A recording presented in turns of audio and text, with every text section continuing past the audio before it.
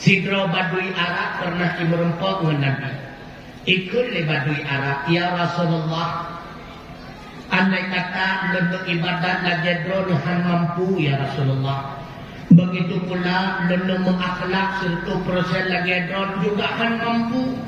Akan tetapi lembek ya Rasulullah cukup cinta kepada dron. Mungkin retak-retak lembek atau retak lembek atau surga. Gejawab dengan Nabi, wahai saudaraku, anta katanya akan musafat untuk di akhirat ma'aman aharta dengan orang yang gak cinta. Maka tergantung kurangnya so yang tak idola, so yang tak contoh teladan. Menyebutnya tak idola artis, bila mana artisnya asal surga, alhamdulillah. Katanya juga akan bersama artisnya nanti dalam surga. Mamanya seperti Nikita Mirzani, rencana ini konser dalam neraka. Takut cepat nanti dalam neraka. Maka tergantung orangnya yang tak idola kau.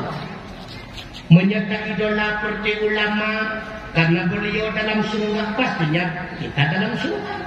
Tak idola Rasulullah, karena dianya dalam surga, pasti kita dalam surga. Tergantung so tak idola. Makanya mereka kenang-kenang tungun orangnya nandinga.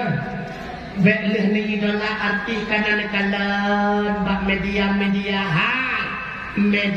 igo kanan buwinya.